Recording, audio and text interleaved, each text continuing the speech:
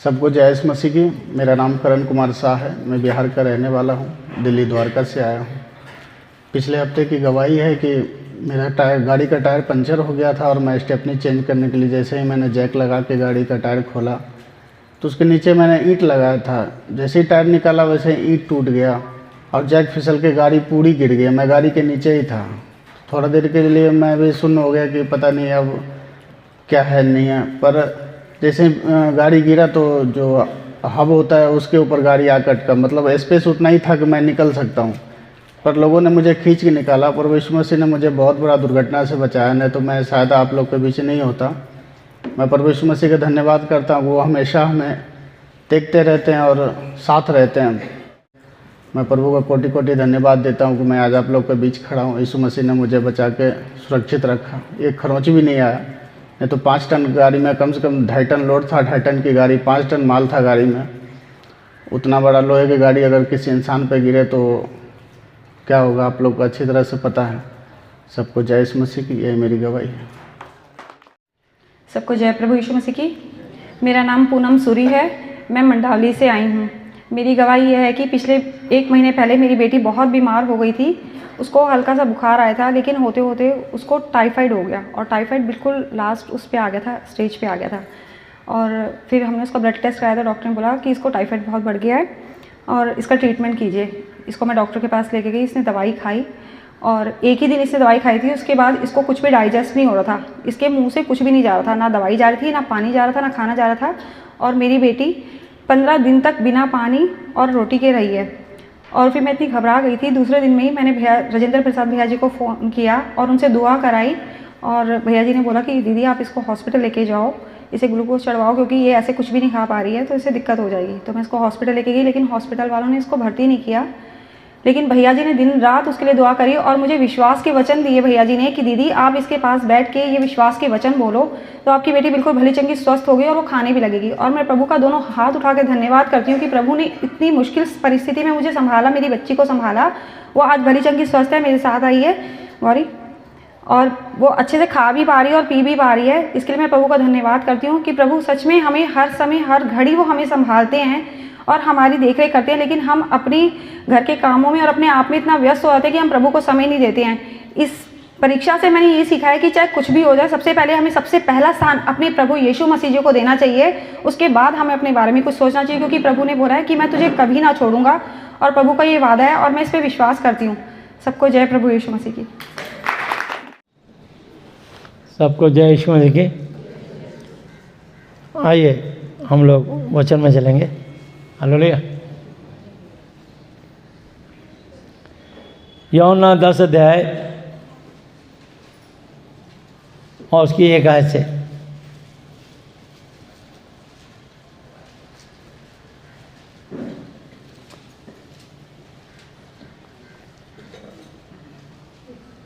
मैं तुमसे सच सच कहता हूँ कि जो कोई द्वार से भेड़शाला में प्रवेश नहीं करता परंतु और किसी और से चढ़ जाता है, वह चोर और डाकू है। हालेलुया। परंतु जो द्वार से, दरवाजे से भीतर प्रवेश करता है वह भेड़ों का चरवाहा है। उसके लिए द्वारपाल द्वार खोल देता है और भेड़ें उसका शब्द सुनती हैं और वह अपनी भेड़ों को नाम ले लेकर बुलाता है और बाहर ले जाता है। हालेलुया। तो हर बच्चा अपने माता पिता की आवाज़ पहचानता है। जब उसके द्वार पर खटखटाते हैं और वो पूछते हैं अंदर से कौन, और हम आवाज़ सुनते पहचान जाते हैं ये आवाज़ हमारे घर की है। ऐसे जब हम परमेश्वर का वचन सुनते हैं, बाइबल के वचन, जब हम परमेश्वर की आवाज़ सुनते हैं तो हम जानते हैं कि ये जो आवाज़ है ये वचन बाइबल से है और वचन ही परमेश्वर है। आदि में वचन था, वचन परमेश्वर के साथ था, वचन ही परमेश्वर था। जब हम वचन सुनते हैं तो हमारे हृदय के अंदर शांति मिलती है, क्योंकि यूहन्ना 14:27 आयत पे यीशु ने कहा अपनी शांति मैं तुम्हें दिए जाता हूँ, वो शांति नहीं संसार तुम्हें देता है। तुम्हारा मन ना घबराए ना डरे, मैं तुम्हारे पास आता हूँ। हालेलुया। सो उसके लिए द्वारपाल द्वार खोल देता है और भेड़ें उसका शब्द सुनती हैं और वह अपनी भेड़ों को नाम ले लेकर बुलाता है और बाहर ले जाता है। जैसे घर का मुखिया जब भी होगा अपने बच्चों को, अपनी पत्नी को, सबसे आगे कमांडर चलेगा और उसके पीछे पीछे बच्चे और सबसे पीछे उनकी माँ देख रेख करते हुए। हालेलुया। तो यीशु मसीह हमारे स्वर्गीय पिता भी हैं और हमारी माता भी हैं। तो वो परमेश्वर ने हमें चारों तरफ अपने लहू से ढांप रखा है। हालेलुया। हम उसके नाम में, उसके वचन में और उसके लहू में सुरक्षित रहते हैं। और जब अपनी सब भेड़ों को बाहर निकाल चुकता है तो उनके आगे आगे चलता है और भेड़ें उसके पीछे हो लेती हैं, क्योंकि वे उसका शब्द पहचानती हैं। हालेलुया। तो हम अपने बाइबल का वचन, अपने प्रभु यीशु मसीह का वचन पहचानते हैं, परंतु वो पराये के पीछे नहीं जाएंगे। अगर जो बात बाइबल से हटके होती है वो मन को अशांत और बेचैन कर देती है और हमको अच्छा नहीं लगता। बाइबल से हटके कोई भी बात होगी तो मन और भी ज़्यादा चिड़चिड़ाने लगता है कि क्या फालतू की बातें, विवाद, बहस कर रहे हैं। लेकिन परमेश्वर के वचन में शांति है। हालेलुया। यीशु ने उनसे यह दृष्टांत कहा, उदाहरण देकर कहा, परंतु वे ना समझे कि ये क्या बातें हैं जो वह हमसे कहता है। तब यीशु ने उनसे फिर कहा, मैं तुमसे सच सच कहता हूँ कि भेड़ों का द्वार मैं हूँ। हालेलुया। इस पूरी जितने भी मनुष्य इस धरती पर हैं उन सब का न्यायाधीश, उन सब का परमेश्वर मैं हूँ। हालेलुया। मत्ती 28:18 में लिखा है कि स्वर्ग और पृथ्वी का सारा अधिकार मुझे दिया गया। जितने मुझसे पहले आए वे सब चोर और डाकू हैं, परंतु भेड़ों ने उनकी ना सुनी। अब मैं आपको बताना चाहता हूँ, ये बुरा लगता है कि चोर और डाकू कहा, लेकिन ये सच है। तो अभी इस वचन में सब खुलता चला जाएगा। हालेलुया। परमेश्वर के प्रेम में और शैतान की हवानियत में, दोनों में अंतर पता लग जाएगा। दोनों के वचन और संसार के बातों के शब्दों में अंतर पता लग जाएगा। जितने मुझसे पहले आए वे सब चोर और डाकू हैं, परंतु भेड़ों ने उनकी ना सुनी। द्वार मैं हूँ, यदि कोई मेरे द्वारा भीतर प्रवेश करे तो उद्धार, मोक्ष, मुक्ति पाएगा। पहली बात, चंगाई तो बहुत जगह मिल जाती है। चंगाई तो एक डॉक्टर के पास भी मिल जाती है,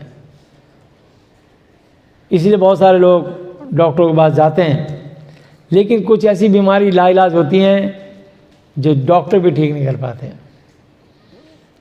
तब यीशु मसीह से चंगाई भी मिलती है और साथ में उद्धार भी मिलता है। हालेलुया। तो मैं आपको बताना चाहता हूँ कि लोग स्वार्थ से यीशु मसीह के पास आते हैं और चंगाई प्राप्त करी और फिर उसी पाप के रास्ते में लौट जाते हैं। मैंने आज पूछा, अभी कोई यहाँ नया व्यक्ति आया है? अभी किसी ने नहीं बताया। मैं इसलिए कि आज कोई यहाँ आना चाह रहा था और मैंने उसको मना किया। मैंने कहा अभी नहीं, मैं पहली बार मिलूँगा तो आपके घर आके मिलूँगा। बहुत सारी प्रॉब्लम है। वो लड़की सब जगह से परेशान हो गई, सब जगह इलाज करा लिया और वो घर में चीख रही है, चिल्ला रही है, थूक रही है, कपड़े फाड़ रही है। घर का माहौल ख़राब हो गया। डॉक्टर पास गया, डॉक्टरों ने पागल घोषित कर दिया। अब यहाँ से स्थिति में यहाँ लाना,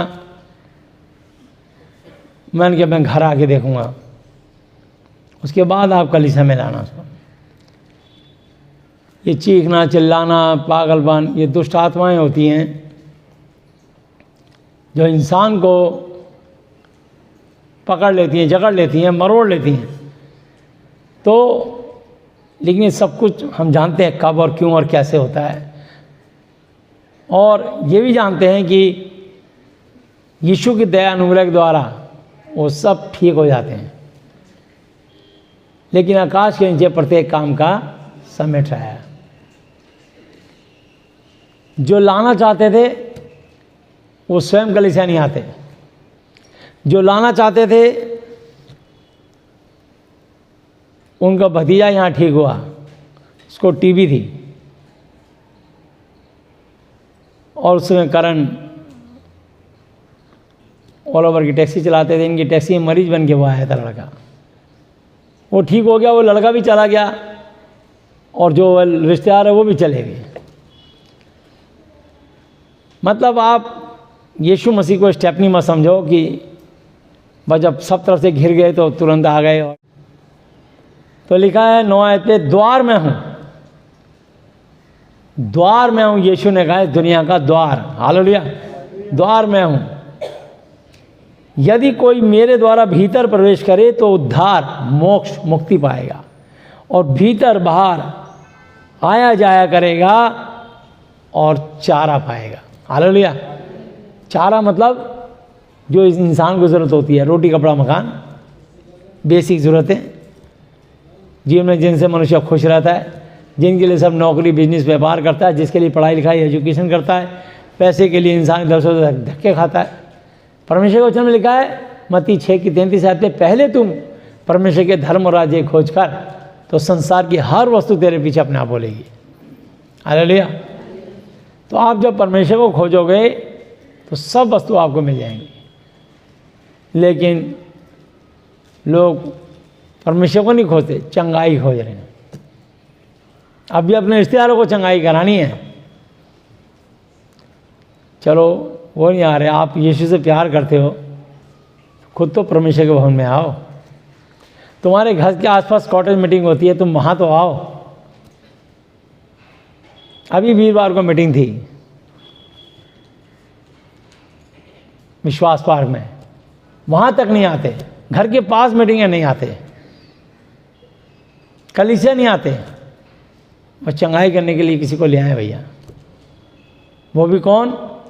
जिसको डॉक्टर ने पागल घोषित कर दिया। पागल कोई नहीं होता, शैतान होता है, दुष्ट आत्माएं होती हैं जो इंसान में घुस जाती है और इंसान से उजड़ काम करवाती हैं। और इंसान जब उन आवाज़ों को सुनता है, उन ऐसे कामों को करता है जो परमेश्वर की आज्ञा के विरुद्ध है, इसलिए दुष्ट आत्माएं प्रबल होकर पूरी शक्ति के साथ उसमें प्रवेश कर जाती हैं और उसके शरीर का शोषण करती हैं, उसका दुरुपयोग करती हैं। और लोग सोचते हैं कि ये इंसान ऐसा कर रहा है, वो इंसान ऐसा नहीं कर रहा।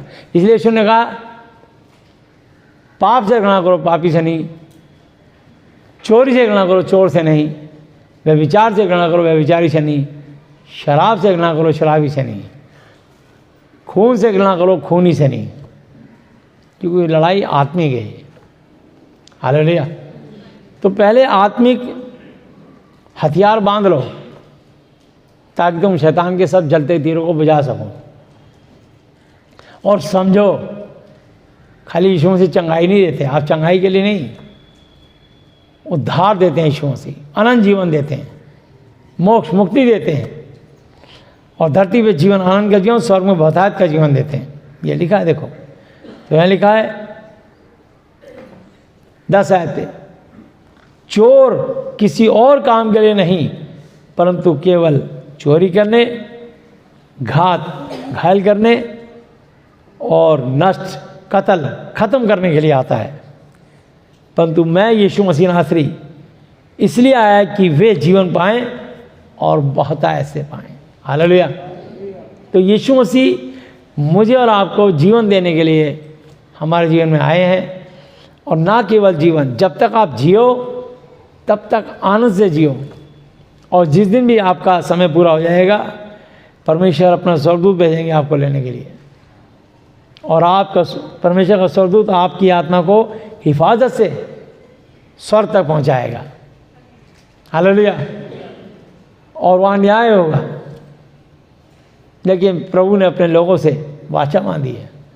मत्ती 24 की 13 आयत है, जो अंत तक धीरज धरे रहेगा उसी का उद्धार होगा। मत्ती 24 की 35 आयत पे लिखा है, आकाश और पृथ्वी टल जाएंगे परंतु मेरा वचन कभी ना टलेगा। हालेलुया। तो जब हम यीशु मसीह के पीछे चलते हैं तो यहाँ लिखा, अच्छा चरवाह मैं हूँ। अच्छा चरवाह भेड़ों के लिए अपनी आत्मा देता है, अपनी जान देता है। यीशु मसीह ने मेरे और आपके लिए अपनी जान क्रूस पर दी। हालेलुया। मजदूर जो ना चरवाह है ना भेड़ों का स्वामी मालिक, भेड़िए को आते हुए देखकर भेड़ों को छोड़कर भाग जाता है। कहीं भी जाओ, होम्योपैथिक, एलोपैथिक, आयुर्वेदिक, मुल्ला मौलवी, पंडित, तांत्रिक, बाबा एस्ट्रोलॉजर, कहीं भी जाओ, किसी भी देवी देवता के पास जाओ, किसी मंदिर, पीर पैगंबर, कहीं भी जाओ, मैंने इसकी ऐसी दुर्दशा कर दी है, कहीं ठीक नहीं होगा। और जिसको तुम समझते हो कि डॉक्टर ठीक कर देगा, उस डॉक्टर ने उसको एक सर्टिफिकेट दे दिया, ये मेंटल हो गए, पागल हो गए, लाइलाज है, ले जाओ इसे। अब जो लाइलाज घोषित हो गए उसको एक ही दिन में यहाँ ला के चाहते हैं कि यहाँ से ठीक हो जाए। वो भी कौन चाहते हैं? जो खुद यहाँ नहीं आते, वो लोग जिनको खुद इतनी आशीष मिली है प्रभु से। ये बड़े दुख की बात है। अरे तुम्हें कोशिश करनी है कि 6 दिन कमाओ, खाओ, जो मर्जी करो, और 6 दिन में बहुत गलतियाँ भी होती हैं, लेकिन 7वां दिन विश्राम का दिन है। इसलिए परमेश्वर चाहते हैं कि सब उसके भवन में आए उसको धन्यवाद देने के लिए। और जो बीते 6 दिन हमसे गुनाह गलतियाँ हुई हैं उनके लिए हम परमेश्वर से क्षमा मांगे कि प्रभु मेरे जीवन में मैंने आपके वचन को छोड़कर ऐसे ऐसे पाप किए हैं जो कि आपकी दृष्टि में अनुचित है।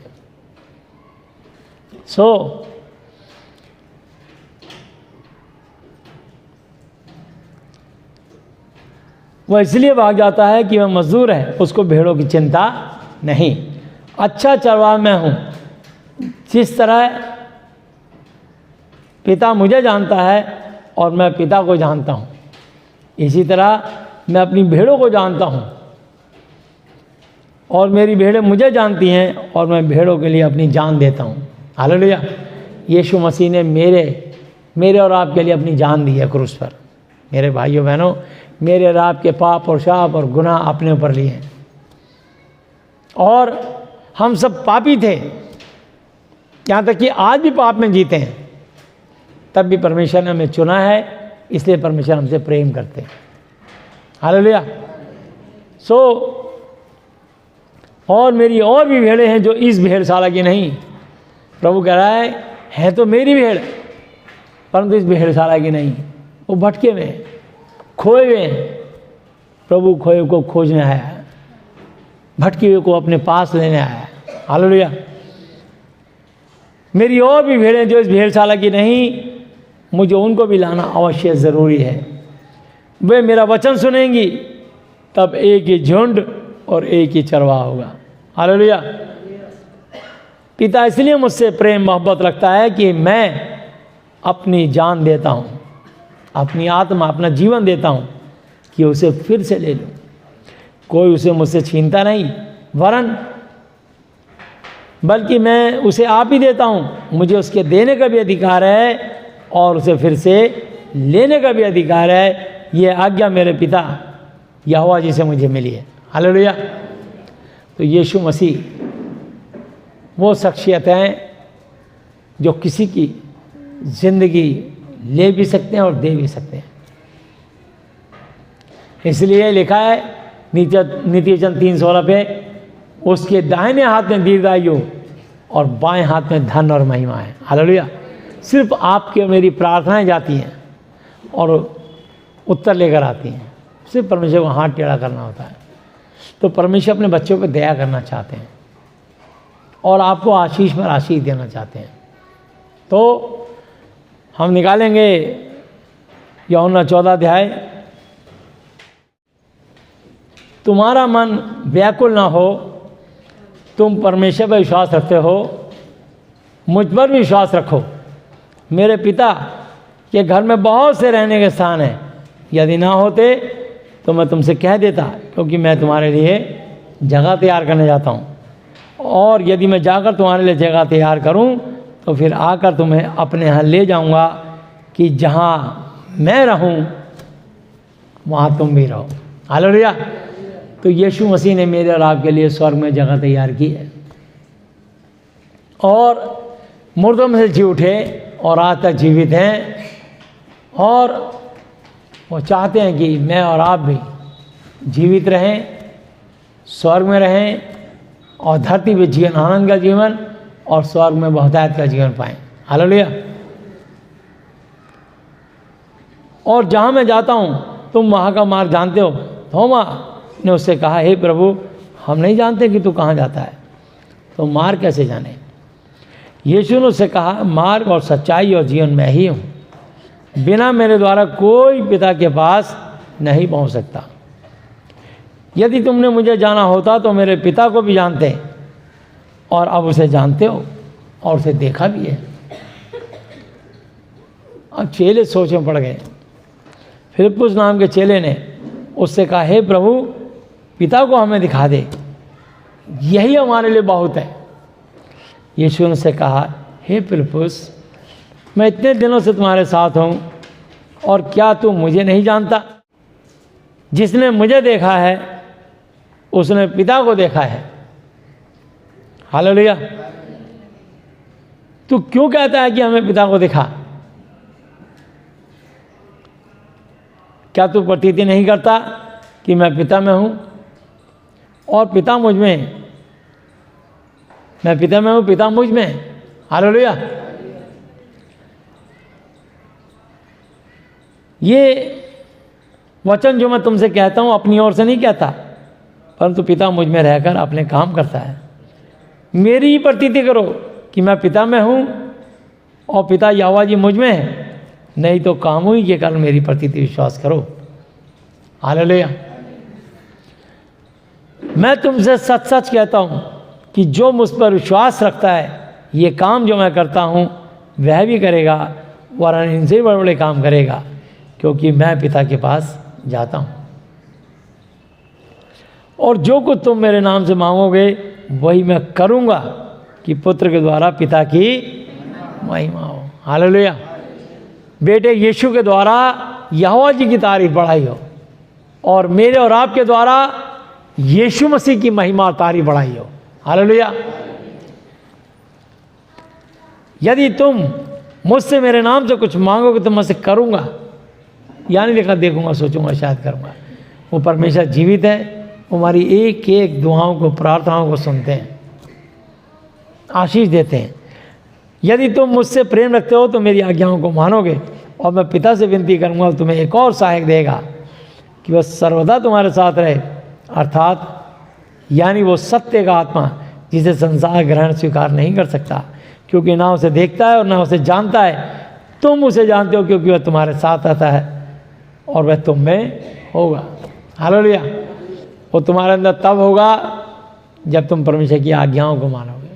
इस वचन को पढ़ो, प्रार्थनाएं करो, प्रभु के साथ समय गुजारो, उसकी संगति में रहो, और परमेश्वर का क्या आदेश है, क्या आज्ञा है, क्या हुक्म है, वचन के अकॉर्डिंग उसे स्वीकार करो।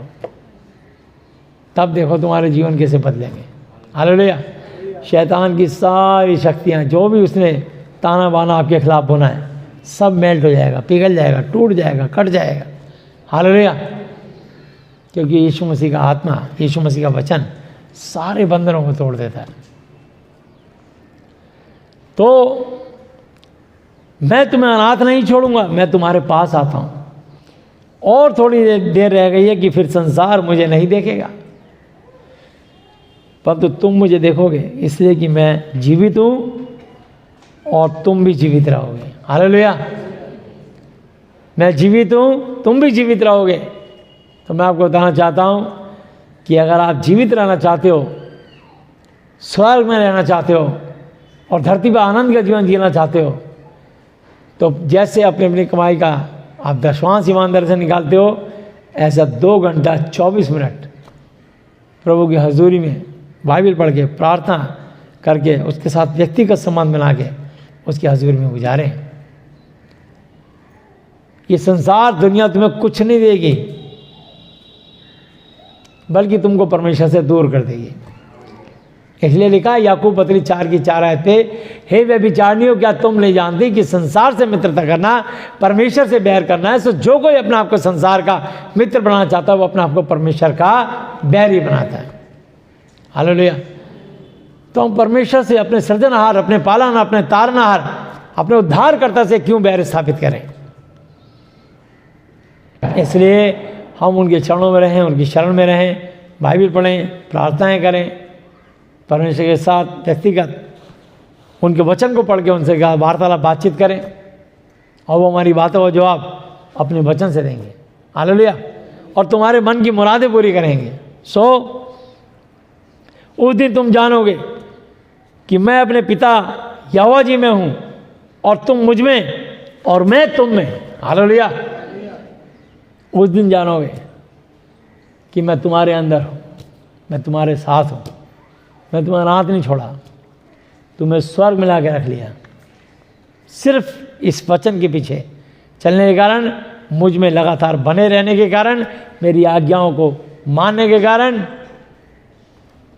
तुम मुझ में और मैं तुम में बना हुआ हूँ। हालेलुया। जिसके पास मेरी आज्ञा है और वह उन्हें मानता है। आज्ञा तो बहुत लोगों के पास है लेकिन मानते नहीं।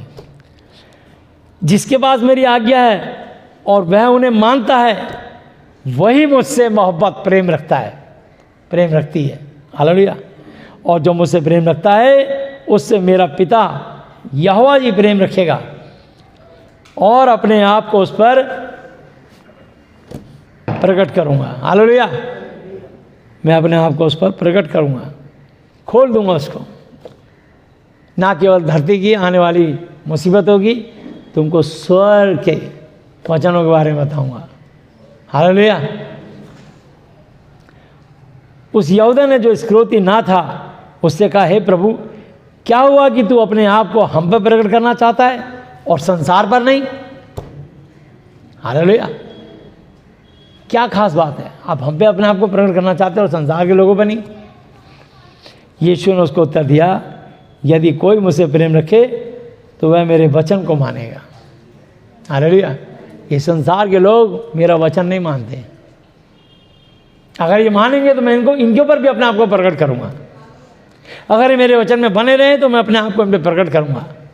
ना केवल प्रकट करूंगा, इनको बहुत सारी बेशुमार आशीषों से आशीषित करूंगा, इनकी मन की मुरादें पूरी करूंगा।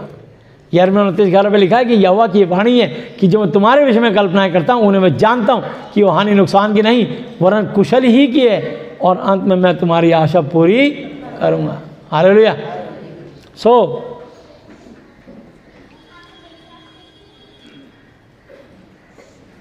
और हम उसके पास आएंगे और उसके साथ वास करेंगे, रहने लगेंगे हम। हालेलुया।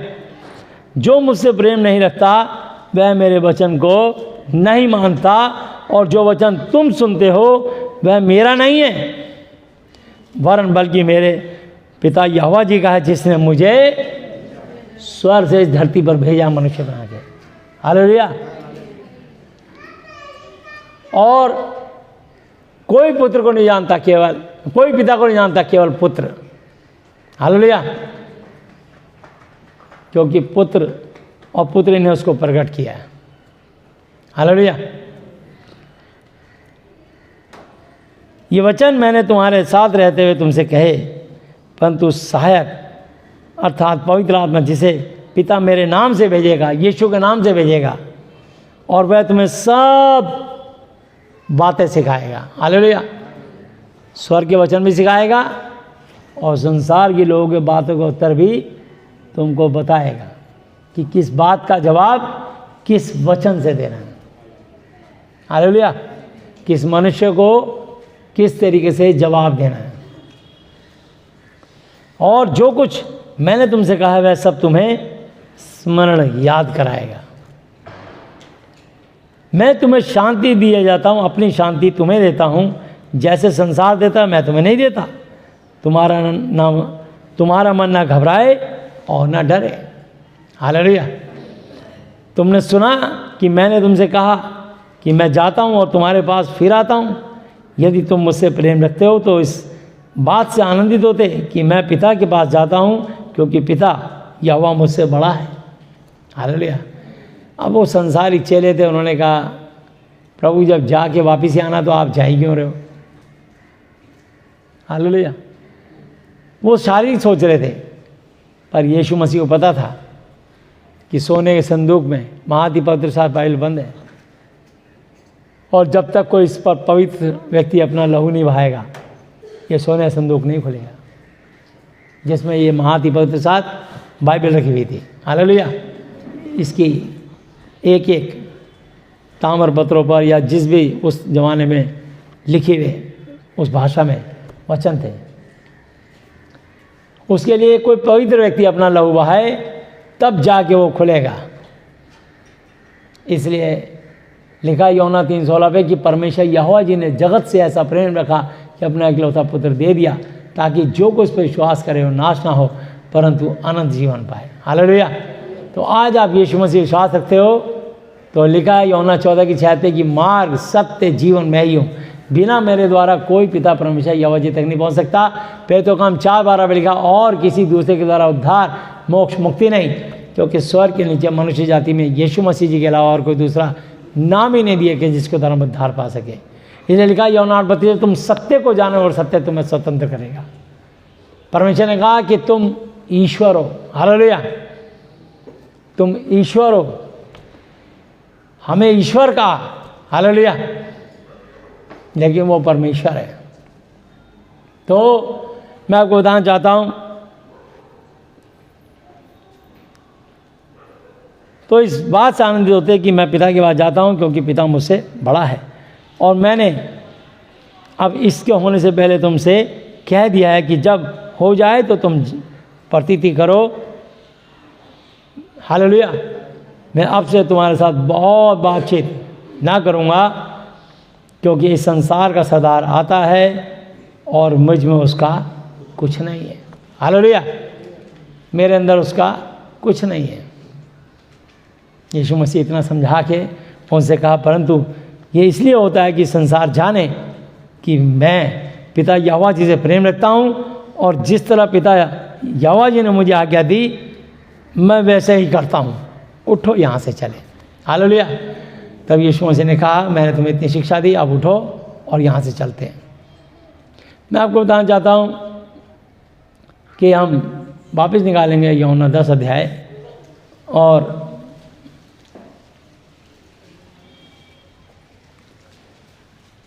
उसकी 34 आयत पढ़ेंगे।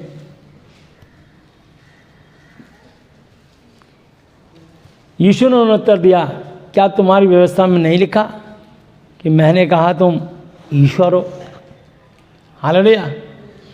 तो लाखों ईश्वर और लाखों प्रभु हैं, समझे ना। लाखों ईश्वर हैं, 33 करोड़ 66 करोड़ 36 करोड़ पता नहीं कितने करोड़, लाखों ईश्वर। इसलिए परमेश्वर ने कहा, यीशु ने उसको उत्तर दिया, क्या तुम्हारी व्यवस्था में नहीं लिखा कि मैंने कहा तुम ईश्वर हो। यदि उसने उन्हें ईश्वर कहा जिनके पास परमेश्वर का वचन पहुंचा और पवित्र महाधिपत्र शास्त्र का वचन लोप नहीं हो सकता, तो जिसे पिता ने पवित्र ठहराकर जगत में भेजा है तुम उससे कहते हो कि तो निंदा करता है, इसलिए कि मैंने कहा कि मैं परमेश्वर का पुत्र हूँ। हालेलुया। मैंने कहा मैं परमेश्वर का पुत्र हूँ, अब तुम बोलते हो कि तुम परमेश्वर की निंदा करता, अपने आप को पुत्र कहता है। हालेलुया। तुम तो ईश्वर कहते हो, मैं तो पुत्र कह रहा हूँ।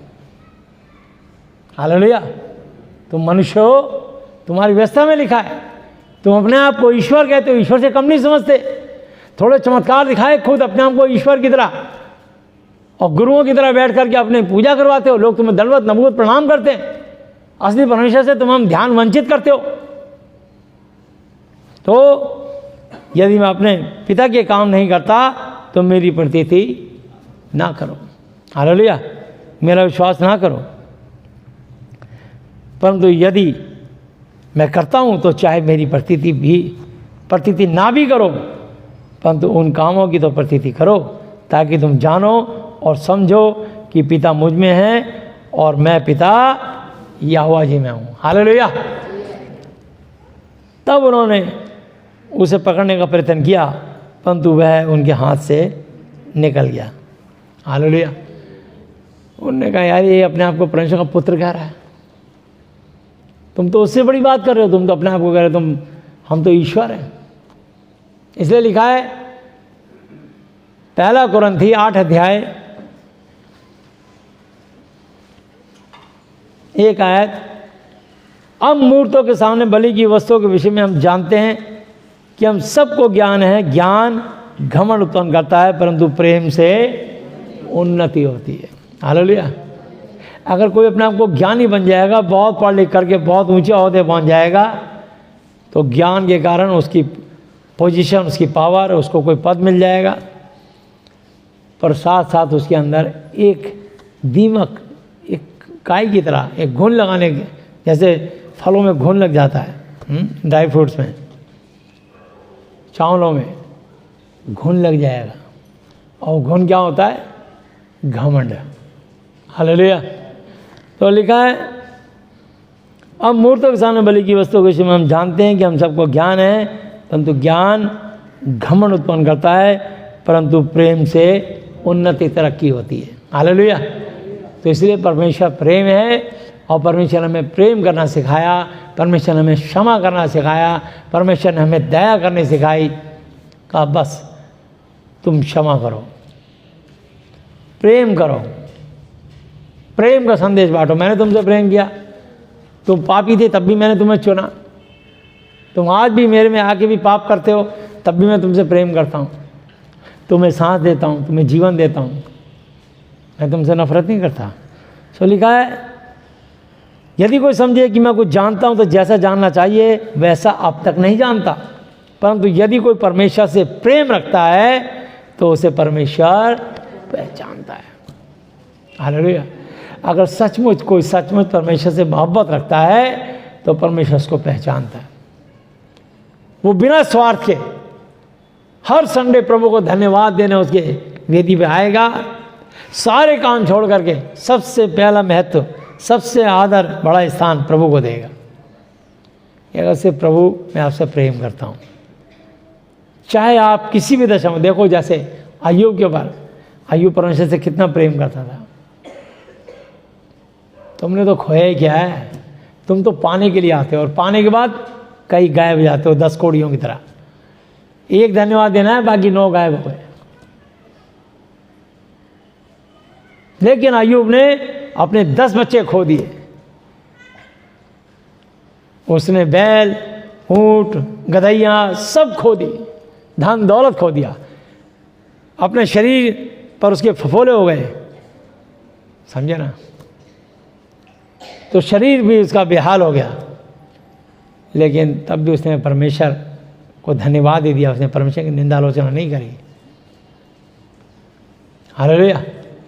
परमेश्वर की डोंडी नहीं छोड़ी, परमेश्वर की चौखट नहीं छोड़ी, परमेश्वर को धन्यवाद देता रहा। तुमने क्या खोया?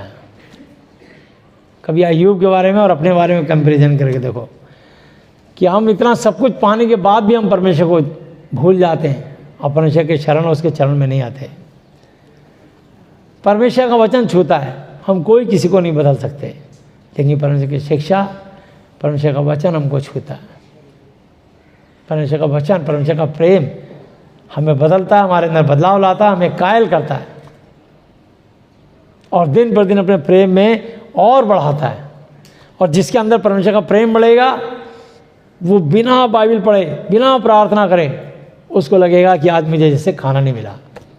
वो बेचैन होता है कि मुझे परमेश्वर के पास जाना है, बस हट जाओ, मेरे को दुआ करनी है, बाइबल पढ़नी है, प्रार्थना करनी है।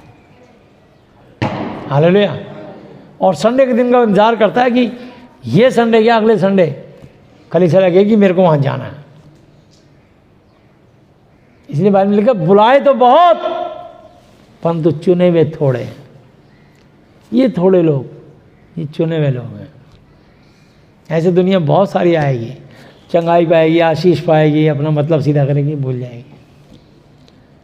लेकिन परमेश्वर में से एक को भी नहीं भूलते। हालेलुया, एक को भी नहीं भूलते। इंसान भूल जाता है, परमेश्वर नहीं भूलते। फिर इंतज़ार करते हैं, कोई बात नहीं, मैं इस पर दया करता ही रहूँगा, निरंतर दुआ करता रहूँगा और न्याय के दिन इसका न्याय करूँगा। अभी इसको कुछ नहीं करने दो, अच्छा करे बुरा करे जो कला करने दो। बचने के लिए इसके बाद शिक्षा दी है, मैंने अपना वचन दिया है। अगर इसको मानेगा तो बच जाएगा, बच जाएगी। तो यहाँ लिखा है, सो मूर्तों के सामने बलि की वस्तुओं के विषय में, वस्तुओं के खाने के विषय में हम जानते हैं कि मूर्त जगत में कोई वस्तु नहीं और एक को छोड़ और कोई परमेश्वर नहीं है। हालेलुया, एक को छोड़, ईश्वर तो बहुत हैं, परमेश्वर कोई नहीं है। परम जमा ईश्वर परमेश्वर, तमाम ईश्वरों का एक परमेश्वर। हालेलुया, इसलिए बहुत सारे देवी देवता हैं, बहुत सारे ईश्वर हैं, परमेश्वर एक ही है और वो यीशु मसीह नासरी, उनके परम आदरणीय पिता यहोवा जी और पवित्र आत्मा, ये तीनों त्रिएक एक हैं। हालेलुया। सो यद्यपि आकाश में और पृथ्वी पर बहुत से ईश्वर कहलाते हैं। देखो मैंने भी पढ़ाया भी आपको, हर मनुष्य कह रहा है मैं ईश्वर हूँ, मेरे अंदर ईश्वर है, ईश्वर मुझसे बात कर रहा है। हाँ, ईश्वर बहुत हो सकते हैं, परमेश्वर एक ही है। परमेश्वर के आगे ईश्वर कभी मत लिखना। कई लोग सोचते हैं ईश्वर लिखा परमेश्वर लिखा एक ही बात है, नहीं, ईश्वर बहुत सारे हैं, परमेश्वर सर्वशक्तिमान एक ही परमेश्वर है। हालेलुया। इसलिए यद्यपि आकाश में पृथ्वी पर बहुत से ईश्वर कहलाते हैं, जैसा कि बहुत से ईश्वर और बहुत से प्रभु हैं। मैंने बताया 33 करोड़ 36 करोड़ 86 करोड़, ना जाने मालूम कितने करोड़, इतने ईश्वर हैं, इतने प्रभु हैं। तो भी हमारे निकट, हमारे नज़दीक तो एक ही परमेश्वर है, अर्थात यानी पिता, जिसकी ओर से सब वस्तुएं हैं और हम उसी के लिए हैं। और एक ही प्रभु है, अर्थात प्रभु यीशु मसीह, जिसके द्वारा सब वस्तुएं हैं, सब वस्तुएं पैदा हुई और हम भी उसी के द्वारा हैं। हालेलुया। परंतु सबको ये ज्ञान नहीं। बहुत छोटा सा लिखा है, 7 आयत पे, आधे वचन में ही, बहुत रहस्य में वचन है ये। परंतु सबको ये ज्ञान नहीं। तभी तो भटकाव है, तभी तो भटकाव है। इतनी सारी पूजा हो रही है, ईश्वरों की पूजा हो रही है, परमेश्वर की तो कहीं कहीं कोई कोई करता है। हालेलुया। और जब सच्चे परमेश्वर के पास जाते हैं तब वो जो ईश्वर बने बैठे हैं वो दुष्ट आत्माएं प्रकट हो जाती हैं, चीखने चिल्लाने लगती हैं, उनको चोट पहुंचती है, क्योंकि उन्होंने परमेश्वर का स्थान लेकर के अपने आप को ईश्वर प्रकट कर दिया। परंतु सबको यह ज्ञान नहीं, परंतु कितने तो अब तक मूर्त को कुछ समझने के कारण मूर्तों के सामने बलि की वस्तु बलि की हुई को कुछ वस्तु समझकर खाते हैं और उनका विवेक, उनकी बुद्धि निर्बल होकर अशुद्ध होता है। भोजन हमें परमेश्वर के निकट नहीं पहुंचाता। यदि हम ना खाएं तो हमारी कुछ हानि नहीं, और यदि खाएं तो कुछ लाभ नहीं। हालेलुया। तो इसलिए अगर हम भोजन नहीं खाएंगे तो कोई बात नहीं। अगर पूरे देश का हर आदमी एक दिन का उपवास रखता है तो लाखों टन अनाज बचेगा एक दिन में, कोई फर्क नहीं पड़ेगा, बल्कि देश की उन्नति होगी। और यदि हम खूब खाएं तो भी कोई लाभ नहीं। हालेलुया। क्योंकि ये भोजन और शरीर, परमेश्वर पेट और भोजन एक दिन दोनों को नाश करेगा, लेकिन हमारी आत्मा प्रभु के साथ जुड़ी होनी चाहिए, हमारी आत्मा मजबूत होनी चाहिए, हमारा व्यक्तिगत संबंध प्रभु यीशु मसीह के साथ अच्छा होना चाहिए। और जब हम आत्मिक रूप से खुश होते हैं तो हम अंदर से प्रसन्न होते हैं। हालेलुया। क्योंकि हम वचन से सोचने लगे। अब जब हम वचन से सोचने लगे तो हमारे अंदर से सब संसारी बातें गिरने, लड़खड़ाने, टूटने और झड़ने लगती हैं। सब बातें, वो बातें हैं। इसलिए लिखा 2 Corinthians 3:6 पे, जिसने हमें नई वाचा के सेवक होने के योग्य भी किया, शब्द के सेवक नहीं, क्योंकि शब्द मारता है और वचन जलाता है, आत्मा जलाता है। हालेलुया। ये शब्दों से आपको चोट लगेगी, इसने ये कहा, उसने वो किया, इसलिए आपके अंदर कड़वी जड़ रहती है। ओ ये मेरे काम का नहीं है, इससे बात मत करना, इससे मत मिलना, उससे दूर रहना। ये सब लोग संसारिक हैं, शारीरिक लोग हैं, जो ऐसी बात करते हैं, सोचते हैं, अभी तक उनका जन्म ही नहीं हुआ यीशु मसीह में। वो शारीरिक हैं, वो बंदा देख के मित्रता कर रहे हैं, मनुष्य देख करके व्यवहार कर रहे हैं, किसको क्या पद, क्या इसकी वो है, कुछ नहीं। परमेश्वर के सब संतान हैं, सब बच्चे हैं। हालेलुया। सबके अंदर परमेश्वर का दिया हुआ आत्मा है और तभी तक जीवित रहता है। ये पद जो उसको मिला है, जो कद उसको मिला है, वो उसके ज्ञान के कारण मिला है, और उस ज्ञान ने उसके अंदर घमंड उत्पन्न कर दिया कि मैं IAS IPS डॉक्टर वकील इंजीनियर जज बन गया, मैं बड़े ओहदे पहुंच गया। उसके अंदर इस चीज़ का घमंड आ गया, और जो नहीं भी आ रहा था तो लोगों ने उसको सलूट मारना शुरू किया। उन्होंने कहा यार मेरा सबसे अलग आदर होता है। उसके अंदर घमंड चीज़ें बढ़ाती चली जाती। वो इस बात को धन्यवाद नहीं देता कि परमेश्वर आज ये जो लोग मेरे को सलाम कर रहे हैं, सलूट कर रहे हैं, ये आपके अनुग्रह का प्रतिफल है। हालेलुया। मेरे को अपने दिन याद है, मैं कुछ भी नहीं था प्रभु, मैं खाने खाने दाने दाने आने आने को मोहताज था। प्रभु आज जो भी कुछ हूँ आपके अनुग्रह से हूँ। मैं अपना समय नहीं भूला, बल्कि अपने दिन याद रख करके ऐसों को संभालें जो निर्बल हों, कमज़ोर हों, उनकी सहायता करें। हालेलुया। आज परमेश्वर ने आपको दिया है तो आप दया करें। याकूब पत्री 2:13 पढ़ेंगे।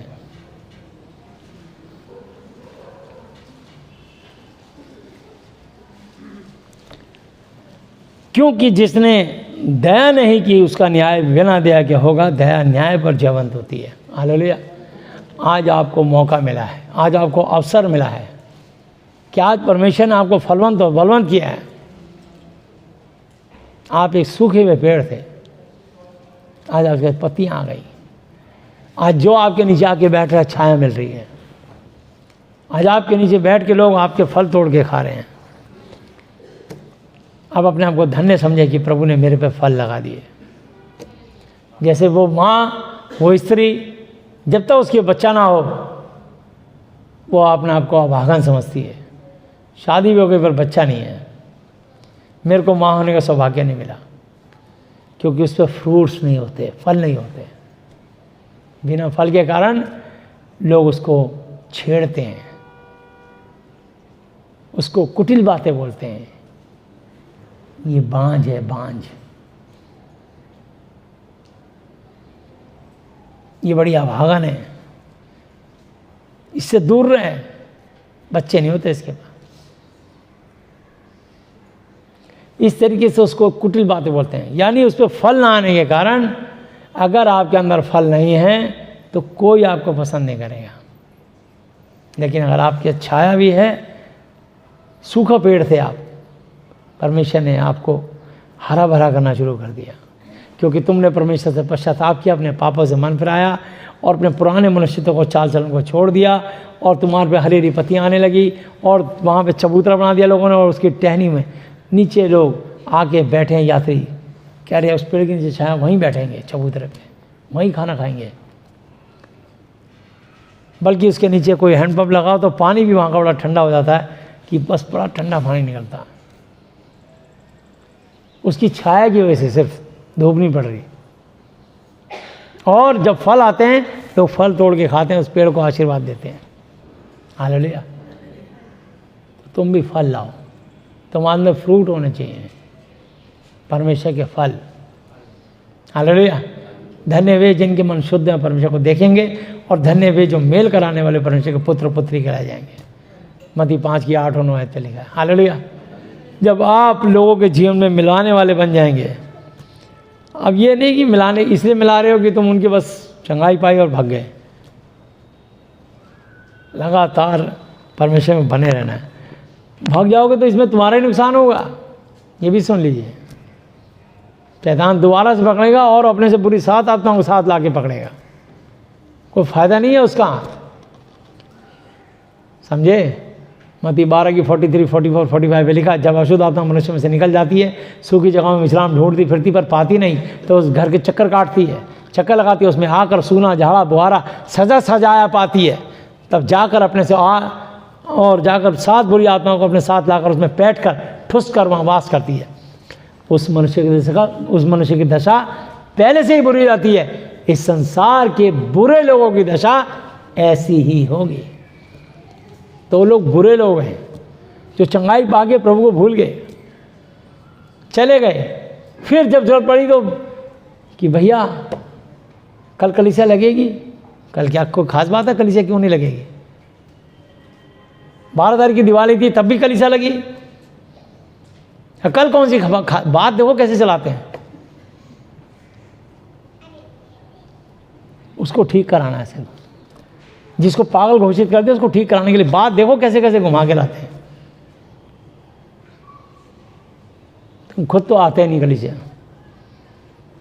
परमेश्वर से अपने प्यार को दिखाते नहीं। तुम्हारे घर के पास मीटिंग होती है,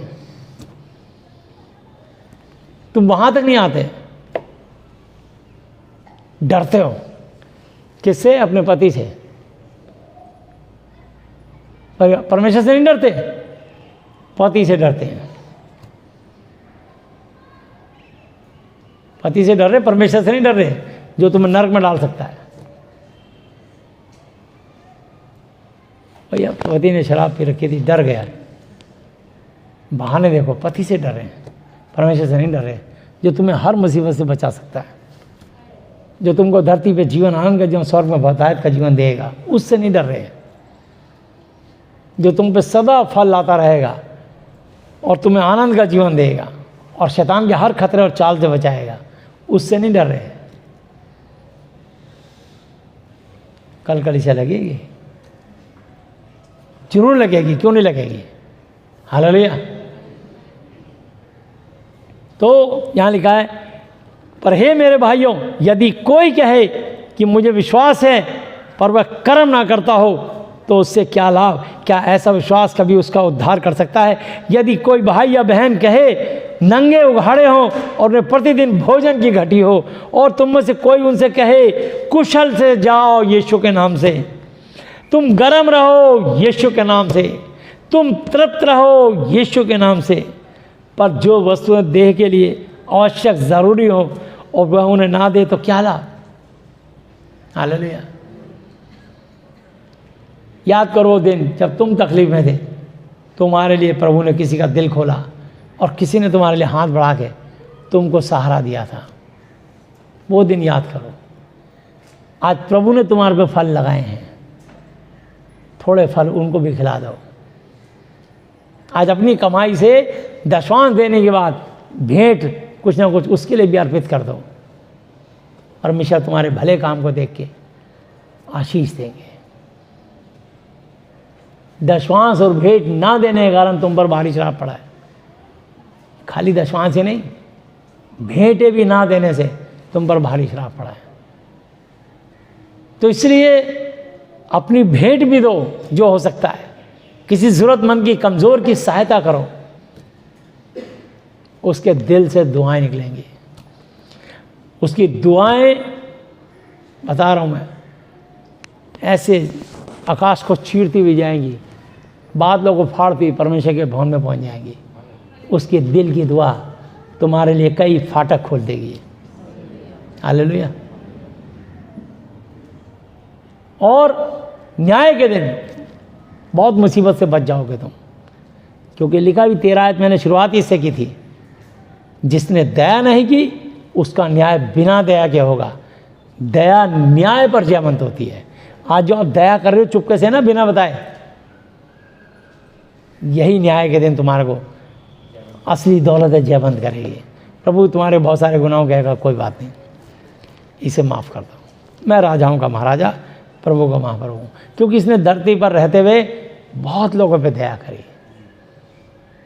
हालेलुया। मेरे वचन को इसने फॉलो किया, पालन किया, बस। वचन के सुनने वाले धर्मी नहीं, उस पर चलने वाले धर्मी रह जाएंगे। हम में से कोई धर्मी नहीं, एक भी नहीं, कोई पवित्र नहीं, एक भी नहीं। सब के सब बेकार, तुच्छ और परमेश्वर की महिमा से रहित और खाली है। हम मनुष्यों में क्या ढूंढ रहे हैं कमी, जब कोई धर्मी है ही नहीं। इसमें साफ लिख दिया, रोमियो 3 की 9, 10, 11, 12 आयतें साफ लिख दिया। फिर धर्मी की क्या उम्मीद कर रहे हो? फिर भी अगर किसी के दिल में प्रभु दया डालते हैं तो प्रभु को धन्यवाद दो कि प्रभु ने तुम्हारे लिए किसी का दिल खोल दिया। काम यीशु मसीह करते हैं, वो कोई इंसान नहीं करता, याद रखना। उसके दिल में प्रभु का ये वचन आता है, और वचन ही परमेश्वर है, और वचन ही उसके दिल में कहता है कि इसके लिए मदद कर दे। इसको आज रात को अपने घर रोक ले, इसको एक रजाई कंबल दे दे। इसको आज तेरे घर द्वार पे आए हैं, आज ये भूखा, इसको रोटी खिला। जब आप देते हो, ये सब परमेश्वर के लिए कर रहे होते हो। हालेलुया। मत्ती 25 की 31 आयत से लिखा है सब कुछ। सो यहाँ लिखा है, वैसे ही विश्वास भी यदि कर्म सहित ना हो तो अपने स्वभाव में मरा हुआ है। हालेलुया। वरन कोई कह सकता है कि तुझे विश्वास है और मैं कर्म करता हूँ, तू अपना विश्वास मुझे कर्म बिना तो दिखा, और मैं अपना विश्वास तुझे अपने कर्मों के द्वारा तुझे दिखाऊंगा। तुझे विश्वास है कि एक ही परमेश्वर है, अच्छी बात है, ये तू जानता है एक ही परमेश्वर है और यीशु मसीह है, ये भी जानता तू अच्छा करता है। दुष्ट आत्मा पर विश्वास रखने वाले अज्ञानी लोग, शैतान की महिमा करने वाले, बेजान गूंगी बहरी मूर्तियों की पूजा करने वाले, जिनमें आत्मा नहीं होता, धर्म गुरुओं के नाम दान लेके गुरुओं को मानने वाले, तू अच्छा करता है। दुष्ट आत्मा भी विश्वास रखते हैं और थर थराते हैं उनके आगे। पर हे बेकार पुरुष, हे तुच्छ मनुष्य, क्या तू ये भी नहीं जानता कि कर्म बिना विश्वास व्यर्थ है? जब हमारे पिता इब्राहिम ने अपने पुत्र इसहाक को वेदी पर चढ़ाया तो क्या वह कर्मों से धार्मिक ना ठहरा? सो तूने देख लिया कि विश्वास ने उसके कामों के साथ मिलकर प्रभाव असर डाला और कर्मों से विश्वास सिद्ध हुआ। और महाति पवित्र शास्त्र का वचन पूरा हुआ कि इब्राहिम ने परमेश्वर की प्रतीति की और यह उसके लिए धर्म गिना गया और वो परमेश्वर का मित्र दोस्त कहलाया। हालेलुया। उसके कर्मों के कारण। हालेलुया। ऐसा परमेश्वर है। तो सो तुमने देख लिया कि मनुष्य केवल विश्वास ही से नहीं वरन कर्मों से भी धर्मी ठहरता है। वैसे ही राहाब वेश्या भी, जब उसने दूतों को अपने घर में उतारा और दूसरे मार्ग से विदा किया तो क्या वह कर्मों से धार्मिक ना ठहरी? उसने प्रभु के 2 दासों को सान की लकड़ में छुपा लिया अपने घर में। घर की तलाशी हुई, उसने कहा कोई नहीं है। वेश्या थी वो, लेकिन उसने बाद में जब सिपाही चले गए, प्रभु के दासों को टोकरे में बिठा के खिड़की के पास, का घर था सरहद के पास, खिड़की टोकरे से उतार के उसको ज़मीन पे, और उनसे कहा कि जब तुम हमारे देश को नाश करने आओगे तब हम पे दया करना। उसने तू अपने घर पे लाल रंग का सूत बांध देना, हम पहचान लेंगे ये राहाब वेश्या का घर है, हम इसको हानि नहीं पहुँचाएंगे। हालेलुया। और वो बच गई और धर्मी कहलाई और स्वर्ग में गई। जबकि वो वेश्या का काम करती थी, प्रभु ने उसके सारे गुनाह माफ़ कर दिए कर्मों के कारण। हालेलुया। दया करने के कारण स्वर्ग में स्थान दिया उसको। तो इसलिए लिखा है, वैसे ही राहाब वेश्या भी जब दूतों को अपने घर में उतारा और दूसरे मार्ग से विदा किया तो वह कर्मों से, क्या वो कर्मों से धार्मिक ना ठहरी? निदान जैसे देह आत्मा बिना मरी हुई है वैसे विश्वास भी कर्म बिना मरा हुआ है। मत्ती की पुस्तक 25 अध्याय 31 है। जब मनुष्य का पुत्र अपनी महिमा में आएगा और सब स्वर्गदूत उसके साथ आएंगे तो वह अपनी महिमा के सिंहासन पर विराजमान होगा और सब जातियां उसके सामने इकट्ठी की जाएंगी। सब जातियां, धरती पे जितने भी मजहब कहलाते हैं, जितनी भी कंट्री के जातियों के लोग हैं, जाति जनजाति, सब, खाली इंडिया के, भारत के नहीं, पूरे वर्ल्ड में जितनी भी जाति और जनजाति हैं, सब जातियां उसके सामने इकट्ठी की जाएंगी, और जैसा चरवाहा भेड़ों को बकरियों से अलग कर देता है, वैसे ही वह एक दूसरे से अलग करेगा। वह भेड़ों को अपने दाहिनी ओर और बकरियों को अपनी बाईं ओर खड़ा करेगा। तब राजा अपनी दाहिनी ओर वालों से कहेगा, हे मेरे पिता के धन्य लोगों, आओ उस राज्य के अधिकारी हो जाओ जो जगत के आदि से तुम्हारे लिए तैयार किया हुआ है। क्योंकि मैं भूखा था और तुमने मुझे खाने को दिया, मैं प्यासा था और तुमने मुझे पानी पिलाया, मैं परदेसी था तुमने मुझे अपने घर में ठहराया, मैं नंगा था तुमने मुझे कपड़े पहनाए, मैं बीमार था तुमने मेरी सुधि ली, मैं बंदी गिरा जेल खाने में था तुम मुझसे मिलने आए, मेरी जमानत कराई, मेरे लिए प्रार्थनाएं करी। हालेलुया। मैं बहुत सारे कैदियों के लिए प्रार्थनाएं करता हूँ। तो हमारी एक बहन नोएडा की, मीनाक्षी की, देवर की मैं दुआ करता था, मर्डर केस में बंद था तिहाड़ जेल में, और कोई नहीं था उसकी पैरवी करने वाला। मैं लगातार दुआ करता रहा, प्रभु ने उसको 6 महीने के अंदर बाइज्जत बरी करा दिया उसको, और वो आज तक बाहर कहीं घूम रहा है दुनिया में, पता नहीं, शादी भी हो गई, बच्चे भी हो गए। यीशु को धन्यवाद देने नहीं आया। बहुत लोग हैं जो काम करा के चले जाते हैं, धन्यवाद देने नहीं आते। ये रेखा दीदी, इनका भाई धर्मपाल, उसको प्रभु ने इतना बड़ा फोड़ा हो गया था, ठीक किया, धन्यवाद देने नहीं आता। इसकी बहन को इसी कलीसिया में प्रार्थना हुई, अभी लूज मोशन लगे, 650-700 एक दिन में लूज मोशन कर रही थी, नई जिंदगी मिली, धन्यवाद देने नहीं आते। कहाँ है पता नहीं। इस बहन ने गवाही दी अपनी बहन की, क्योंकि ये प्रभु की विश्वासी है। लेकिन वो प्रभु को क्या मुँह दिखाएंगे न्याय के दिन कि प्रभु इतना बड़ा चमत्कार, मैं जिंदा ही तुम्हारे दया अनुग्रह से हूँ, आज मेरी सांसें ऋणी हैं आपकी। भूल जाते हैं लोग, ऐसी है दुनिया। यीशु ने भी 10 कोड़ियों को शुद्ध किया, धन्यवाद देने आए, 1-9 गायब हो गए। ये शुरू से होता आ रहा है, ऐसी कोई बड़ी बात नहीं है। लेकिन बेहतर यह है कि हमें प्रभु के पास पूरे हृदय से, दिल से, आत्मा से, सच्चाई से हर संडे इंतजार करना चाहिए, कब संडे आएगा। प्रभु हम आपकी वाणी सुनेंगे, आपकी महिमा करेंगे, आपको धन्यवाद अदा करेंगे, अपने पापों के गुनाहों के लिए पश्चाताप करेंगे, और आपका दास हमारे लिए प्रार्थना विनती करेगा, और आप उस निवेदन को सुन के दया करके स्वर से आशीषें देंगे। कितनी सारे आशीषें रखी हैं हमारे लिए। हालेलुया। तब धर्मी उसको उत्तर देंगे कि हे प्रभु, हमने कब तुझे भूखा देखा और खिलाया, और या प्यासा देखा और तुझे पिलाया? हमने कब तुझे परदेसी देखा और अपने घर में ठहराया, या नंगा देखा और कपड़े पहनाए? हमने कब तुझे बीमार या बंदी गृह में देखा और तुझसे मिलने आए? तब राजा उन्हें उत्तर देगा कि मैं तुमसे सच सच कहता हूँ कि तुमने जो मेरे इन छोटे से छोटे भाइयों में से किसी एक के साथ किया, वो मेरे ही साथ किया। हालेलुया। जब तुम्हारे घर कोई प्रभु का खादिम आता है, तुम उसकी आव भगत और खाना उसकी सेवा करते हो, परमेश्वर कह रहे तुम मुझको खाना खिला रहे हो।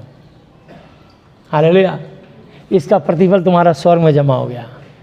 कुड़कुड़ाओ मत, तुम्हारे द्वार पे मैंने भेजा है तुम्हारी परीक्षा करने के लिए, कि देखे तुम इसके साथ क्या स्वभाव करते हो, क्या व्यवहार करते हो। तो आप खुश हों कि कोई आपके द्वार पर आया है, प्रभु यीशु मसीह का जन आया है। आप प्रभु के जन को किसी को कहीं भी छोड़ते हो, ड्रॉप करते हो, कुछ भी करते हो, आप धन्य समझो। प्रभु के लोगों के पैर मुबारक होते हैं, उनके दिल से आशीर्वाद निकलते हैं। हालेलुया। सो यहाँ लिखा है, तब वह बाईं ओर वालों से कहेगा, हे श्रापित लोगों, मेरे सामने से उस अनंत कभी ना बुझने वाली आग में चले जाओ, जो शैतान उसके दूतों के लिए तैयार की गई है। क्योंकि मैं भूखा था और तुमने मुझे खाने को नहीं दिया, मैं प्यासा था और तुमने मुझे पानी नहीं पिलाया, मैं परदेसी था और तुमने मुझे अपने घर में नहीं ठहराया, मैं नंगा था और तुमने मुझे कपड़े नहीं पहनाए, बीमार और बंदी गृह में था और तुमने मेरी सुधि ना ली।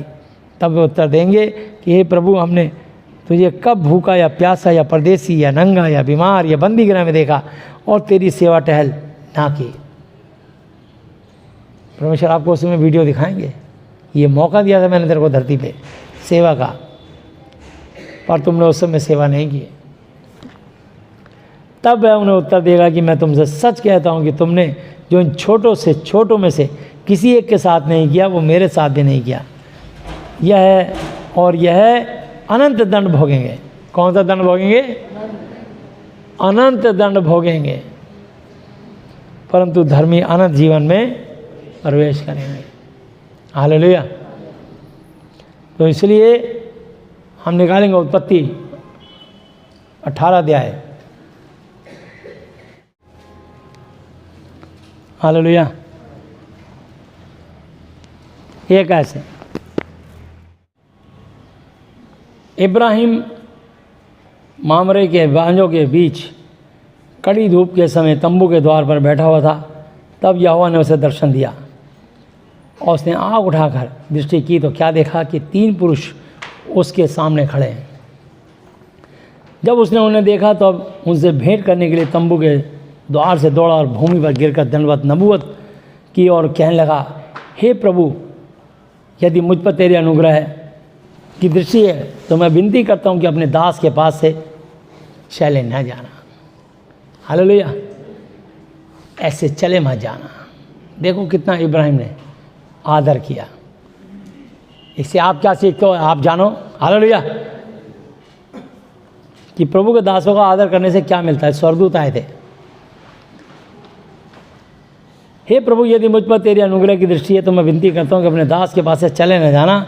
मैं थोड़ा सा जल पानी लाता हूँ और आप अपने पाँव धोकर इस वृक्ष के तले आराम कीजिए, विश्राम कीजिए।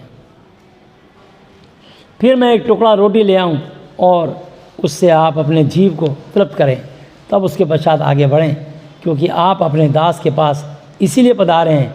उन्होंने कहा, जैसा तू कहता वैसे ही कर। हालेलुया। स्वर्गदूत ने कहा, जैसा तू चाहता है कर ले अपने दिल की। हालेलुया।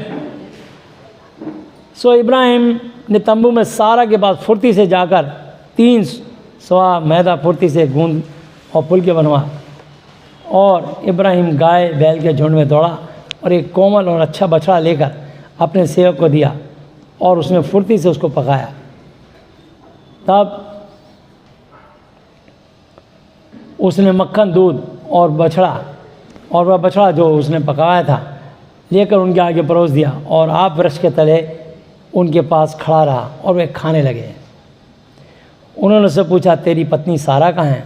उसने कहा, वह तो तंबू में भीतर है। हालेलुया।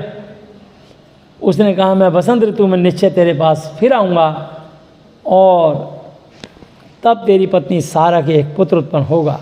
और सारा तंबू के द्वार पर जो इब्राहिम के पीछे था सुन रही थी। हालेलुया। अब देखिए, एक औरत को आशीर्वाद मिल गया।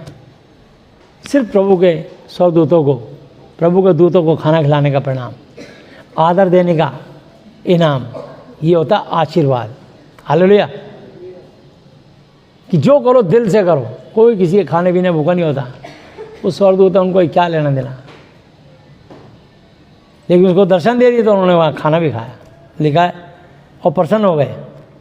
इब्राहिम और सारा दोनों बहुत बूढ़े थे और सारा का स्त्री धर्म बंद हो गया था, मासिक धर्म बंद हो गया था। और जिस औरत का मासिक धर्म बंद हो जाए तो फिर कभी वो संतान पैदा नहीं कर सकती, मेडिकल साइंस कहता है। हालेलुया। लेकिन ये परमेश्वर है। यही वचन मैं सारा को सुनाता था। हमारे गोल्डन की पत्नी और सारा, इनके घर में मीटिंग देने जाता था। डॉक्टर ने कहा था इसकी पत्नी की ट्यूब ब्लास्ट हो गई, कभी माँ नहीं बन पाएगी। तब मैंने कहा, ये वचन सुनाता था, उनके घर जाके मीटिंग करता था, दुआ बहुत सारे वचन सुनाता था, और मैं इनको विश्वास दिलाता था कि तू माँ बनेगी। और ट्यूब ब्लास्ट हो गई थी, पंचर नहीं, ब्लास्ट, फट गई थी। ये औरत कभी माँ नहीं बन सकती, ऐसा मेडिकल साइंस का कहना था। 15 मिनट के 1500 रुपये ले लेते थे डॉक्टर इनसे। लेकिन यीशु मसीह ने आज इस वचन से, क्योंकि परमेश्वर ने कहा है मत्ती 24:35 आते, आकाश और पृथ्वी चल जाएंगे परंतु मेरा वचन कभी ना टलेगा। तुम्हारे सामने जीती जागती गवाही है। इनको एक संयम बेटा दिया है और आज वो 3 साल से ऊपर का हो गया। हालेलुया। ये प्रभु की अनुग्रह है, ये प्रभु के वचन में ताकत है। सिर्फ तुमको एक विश्वास करना है कि हाँ, आज जो प्रचार हो रहा है वचन मेरा नहीं, ये कोई प्रभु का दास नहीं, ये उसके विचार नहीं है, ये परमेश्वर की जीवित वाणी है। हालेलुया। सो सारा मन में हंस कर कहने लगी। अब यहाँ देखो, सारा ने अपनी संसारी बुद्धि लड़ाई और हंस पड़ी। सो सारा मन में हंसकर कहने लगी कि मैं तो बूढ़ी हूँ और मेरा पति भी बूढ़ा है, तो क्या मुझे यह सुख होगा? तब यहोवा ने इब्राहिम से कहा, क्योंकि जो स्वर्गदूत आता था उसको परमेश्वर बोलते थे। तब यहोवा ने इब्राहिम से कहा, सारा यह कहकर क्यों हंसी कि क्या मेरे जो ऐसी बुढ़िया हो गई हूँ सचमुच एक पुत्र उत्पन्न होगा? क्या यहोवा के लिए कोई भी काम कठिन है? क्या परमेश्वर यहोवा जी के लिए कोई काम कठिन है? नहीं। हालेलुया।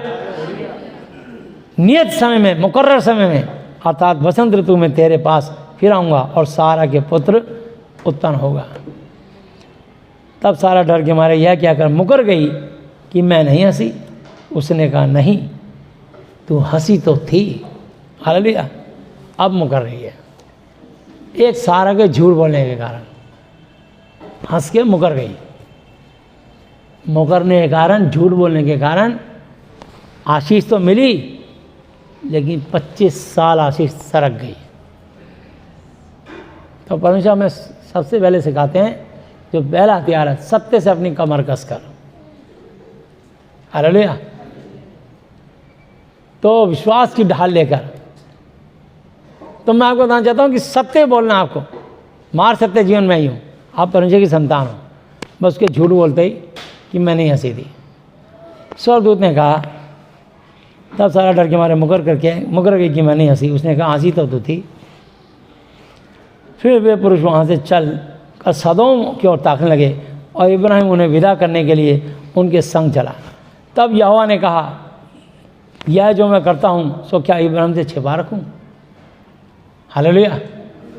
यहोवा जी ने कहा, परमेश्वर के स्वर्गदूत के अंदर यहोवा जी का आत्मा था। उन्होंने कहा, क्या मैं इतना बड़ा काम करने आया हूँ, जिस दास ने हमारे को इतने रोटी पानी का इंतज़ाम किया, आदर सम्मान किया, क्या ये बात मैं इनसे छिपा कर रखूँ? उसने कहा, चलो बताए थे इनको। इब्राहिम से निश्चय एक बड़ी और सामर्थ्य जाति उपजेगी और पृथ्वी की सारी जातियां उसके द्वारा आशीष पाएंगी। हालेलुया। क्योंकि मैं जानता हूं कि वह अपने पुत्रों और परिवार को जो उसके पीछे रह जाएंगे आज्ञा देगा कि वे यहोवा के मार्ग में अटल बने रहें और धर्म और न्याय करते रहें, इसलिए कि जो कुछ यहोवा ने इब्राहिम के विषय में कहा उसे पूरा करें। हालेलुया। फिर यहोवा ने कहा, सदोम और अमोरा की चिल्लाहट बढ़ गई है और उनका पाप बहुत भारी हो गया है, इसलिए मैं उतर कर देखूंगा कि उसकी जैसी चिल्लाहट मेरे कान तक पहुंची है, उन्होंने ठीक वैसे ही काम किया है कि नहीं, और ना किया तो मैं उसे जान लूँगा। सुबह पुरुष वहाँ से मुड़ के सदोम की ओर जाने लगे और इब्राहिम यहोवा के आगे खड़ा रह गया। तब इब्राहिम उसके समीप जाकर कहने लगा, क्या सचमुच दुष्ट के संग धर्मी को भी नाश करेगा? इब्राहिम ने पूछ ही लिया। हालेलुया। हे प्रभु, क्या धर्मी के संग दुष्ट को भी, हैं, दुष्ट के संग धर्मी को भी नाश कर दोगे आप? कदाचित हो सकता है उस नगर में 50 धर्मी हो, तो क्या सचमुच उस स्थान का नाश करेगा और उन 50 धर्मियों के कारण जो उसमें हो नहीं छोड़ेगा? इस प्रकार का काम करना तो उससे दूर रहे यहोवा परमेश्वर, ऐसा मत करना। दुष्टों के साथ धर्मी को भी मार डालोगे आप, कि दुष्ट के संग धर्मी को भी मार डालें और धर्मी और दुष्ट दोनों की एक ही दशा हो, यह तुझसे दूर रहे। क्या सारी पृथ्वी का न्याय ना करे? हालेलुया। इब्राहिम ने हिम्मत करके देखो यहोवा के स्वर्गदूतों से बोल दिया। स्वर्गदूतों का जवाब सुनो। यहोवा ने कहा, यदि मुझे सदोम में 50 धर्मी मिले तो उनके कारण उस सारे स्थान को छोड़ दूंगा। हालेलुया। बोला, एक को भी नहीं मारूंगा अगर 50 धर्मी मिले तो। इब्राहिम शर्मिंदा हुआ। उसने कहा, इसका मतलब परमेश्वर सब जानते हैं, 50 धर्मी भी नहीं है यहाँ तो। हालेलुया। फिर इब्राहिम ने कहा, हे प्रभु सुन, मैं तो मिट्टी का इंसान हूँ और राख हूँ, खाक हूँ, तो भी मैं इतनी ढिठाई बदतमीजी की कि तुझसे बातें करूँ। कदाचित हो सकता है उन 50 धर्मियों में 5 घट जाएं, तो क्या तू 5 के घटने के कारण उस सारे नगर का नाश करेगा? उसने कहा यदि मुझे उसमें 45 भी मिले तो भी उनका नाश नहीं करूँगा। और पूछ, हालेलुया। फिर उसने यह भी कहा कदाचित वहाँ 40 ही मिले। उसने कहा तो मैं 40 के कारण भी ऐसा नहीं करूँगा। और बोल। फिर उसने कहा हे प्रभु क्रोध ना कर, तो मैं कुछ और कहूँ, कदाचित वहाँ 30 ही मिले। उसने कहा यदि वहाँ मुझे 30 भी मिले तो भी ऐसा नहीं करूँगा। और बोल। इस सदोम अमोरा में 30 भी धर्मी नहीं है, सुन ले, इतनी बड़ी धरती पे। हालेलुया। इस पूरे नगर में 30 धर्मी भी नहीं है। फिर उसने कहा हे प्रभु सुन, मैं इतनी ढिठाई की तो की है, तब ये बातें करूं, कदाचित उसमें 20 ही मिले। उसने कहा मैं 20 के कारण भी उनका नाश नहीं करूंगा। फिर उसने कहा हे प्रभु क्रोध गुस्सा ना करना, मैं एक ही बार अंत में आखिरी बार और कहूँगा, कदाचित उसमें 10 ही मिले। उसने कहा तो मैं 10 के कारण भी उसको नाश ना करूँगा। और वो हालेलुया। वो ऐसा धर्मी और दयालु परमेश्वर है। जब यहोवा इब्राहिम से बातें कर चुका तब चला गया और इब्राहिम अपने घर को लौट गया। हालेलुया। और सोचता सोचता लौटा होगा, यार 10 धर्मी भी नहीं है सदोम अमोरा में। मैंने प्रभु से इतनी हिम्मत करके मैंने 50 से 45, 40, 30, 20, 10 पे आ गया। मैं 5 पे भी आता तो 5 भी नहीं मिलते। हालेलुया। चलिए, लेकिन इब्राहिम को प्रभु ने आशीष दी। हम 22 अध्याय पढ़ेंगे इसका, ठीक है। अभी मैं बीच का नहीं पढ़ा रहा आपको, टाइम ज़्यादा लग जाएगा। हालेलुया। इन बातों के पश्चात ऐसा हुआ कि परमेश्वर ने इब्राहिम से यह कहकर उसकी परीक्षा की कि हे इब्राहिम। उसने कहा देख मैं यहाँ हूँ। उसने कहा अपने पुत्र को अर्थात अपने इकलौता पुत्र इसहाक को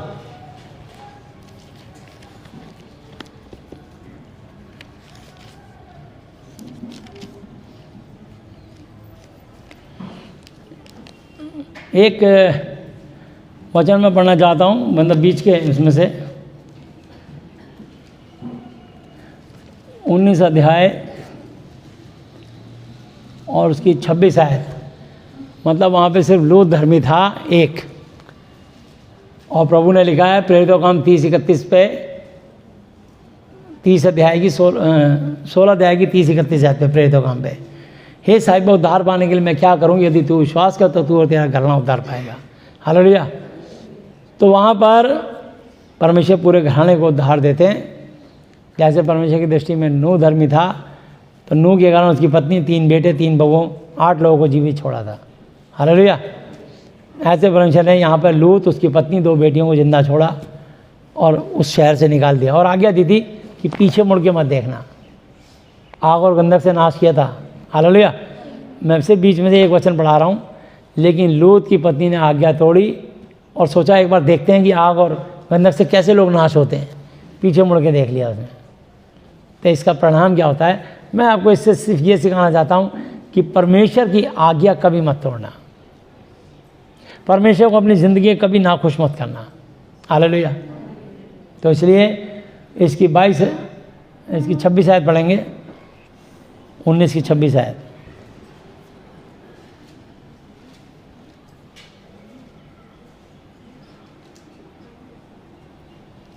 लूत की पत्नी ने जो उसके पीछे थी, दृष्टि फेर के पीछे की ओर देखा और वह नमक का खंभा बन गई। हालेलुया। आज ये घटना कितने साल पुरानी घटना है, कई हज़ार साल हो गए, अभी तक वो नमक का खंभा बन के खड़ी है वहीं पे। इतिहास गवाह है इस बात का। हालेलुया। तो मैं आपको बताना चाहता हूँ कि परमेश्वर कल आज युगान भी एक सा है। तो यहाँ लूत की पत्नी नमक का खंभा बन के खड़ी हो गई, ऐसी की ऐसी, बस ऐसी रह गई, पीछे मुड़ के देखते ही नमक का खंभा बन गई। हालेलुया। तो जिसने परमेश्वर की आज्ञा तोड़ी है उसने अपने जीवन में कष्ट ही कष्ट उठाए हैं। इसलिए यूहन्ना 15 अध्याय पे लिखा है, मैं दाखलता तुम डालियाँ, मुझसे लोगों कि तुम कुछ भी नहीं कर सकते। तुम्हारी लाइफ बड़ी संघर्षपूर्ण हो जाएगी और इतना सेक्रीफाइस करने के बाद भी सफलता हासिल नहीं होगी जब तक परमेश्वर यहोवा की, यीशु की, पवित्र आत्मा जी की अनुग्रह तुम पर ना हो, मुझ पर ना हो, तो उनके बिना मैं और आप कुछ भी नहीं। हालेलुया।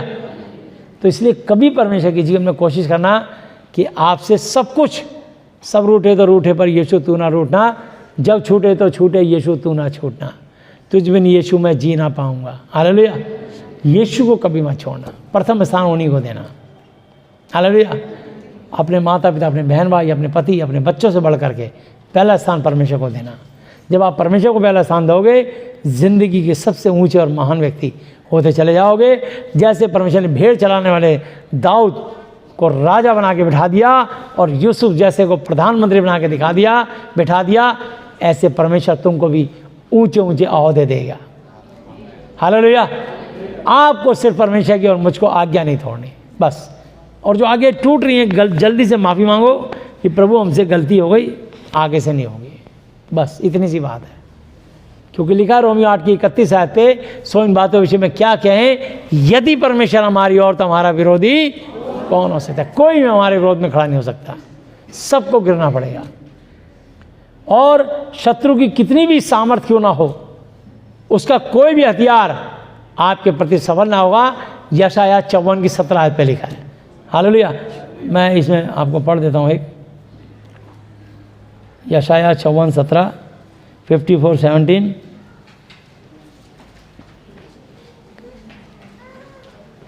जितने हथियार तेरी हानि के विरोध, हानि के लिए बनाए जाएं, जितने हथियार तेरी हानि के लिए बनाए जाएं, उनमें से कोई भी सफल ना होगा। और जितने लोग मुद्दई होकर तुझ पर नालिश करें, उन सब से तू जीत जाएगा। यहोवा के दासों का यही भाग होगा और वो मेरे ही कारण धर्मी ठहरेंगे, यहोवा की यही वाणी। हालेलुया। वापिस आएंगे उत्पत्ति 22 अध्याय पे, एक ऐसे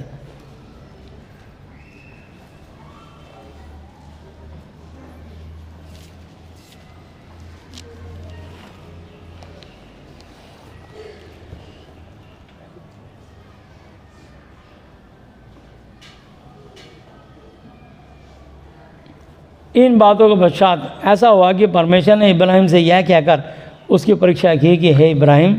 उसने कहा, देख मैं यहाँ हूँ।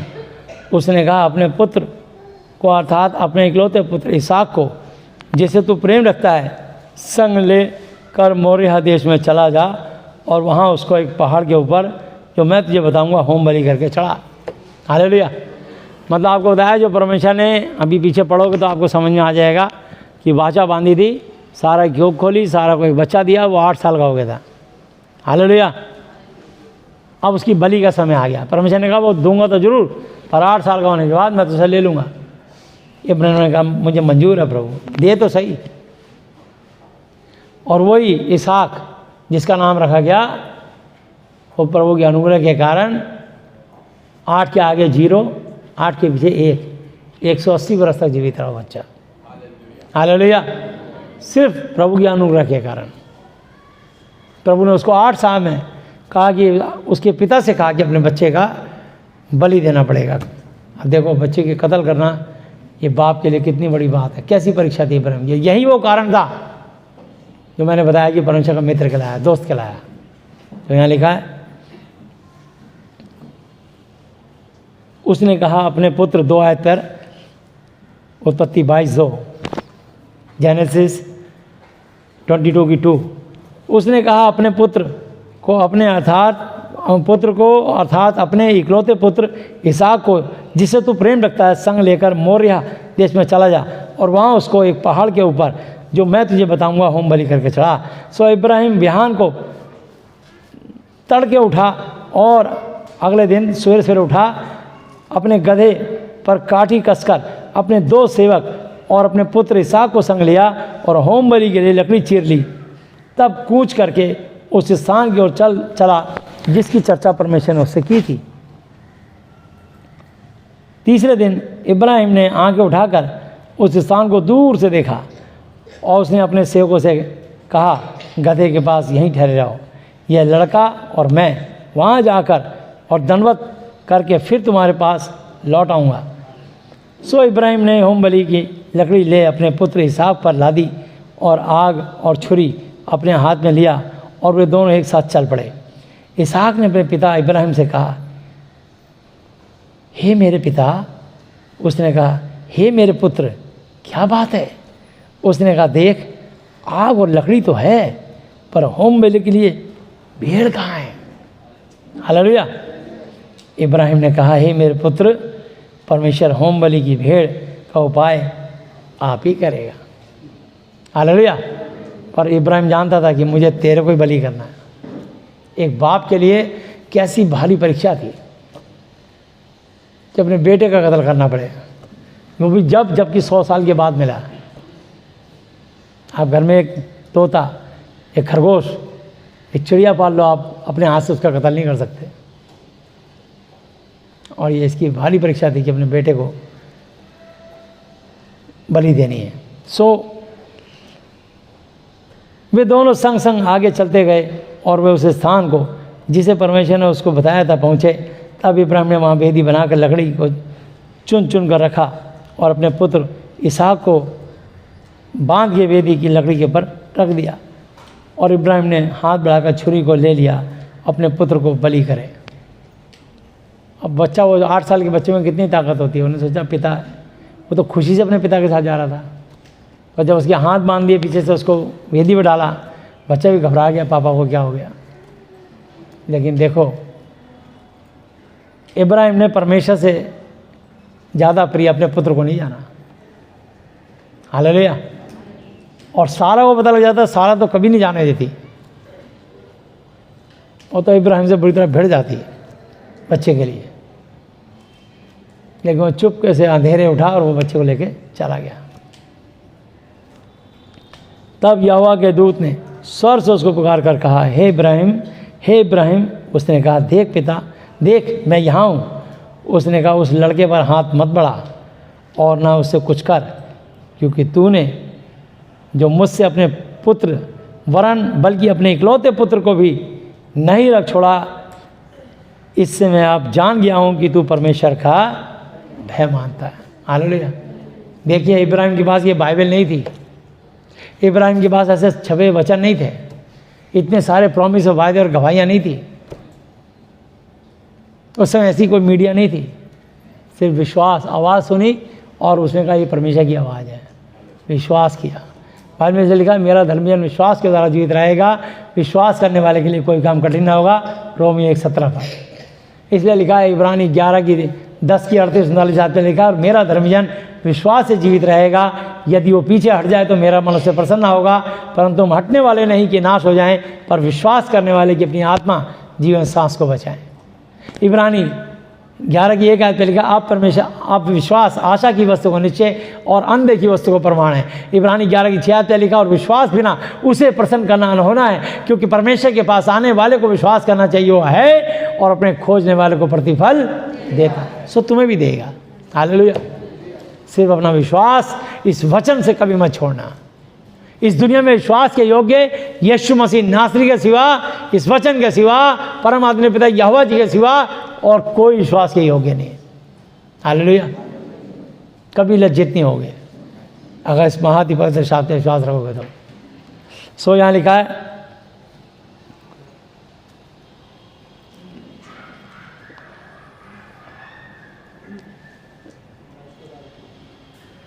दोबारा पढ़ देता हूँ। उसने कहा, उस लड़के का पर हाथ मत बढ़ा और ना उससे कुछ कर, क्योंकि तूने मुझसे अपने पुत्र वरन अपने इकलौते पुत्र को भी नहीं रख छोड़ा, इससे मैं अब जान गया हूँ कि तू परमेश्वर का भय मानता है। तब इब्राहिम ने आंखें उठाई और क्या देखा कि उसके पीछे एक मेढ़ा अपने सींगों से एक झाड़ी में फंसा हुआ है। सो इब्राहिम ने जाके उस मेढ़े को लिया और अपने पुत्र की संति होम बलि करके चढ़ाया, और इब्राहिम ने उस स्थान का नाम यहोवा यिर्रे रखा। हालेलुया।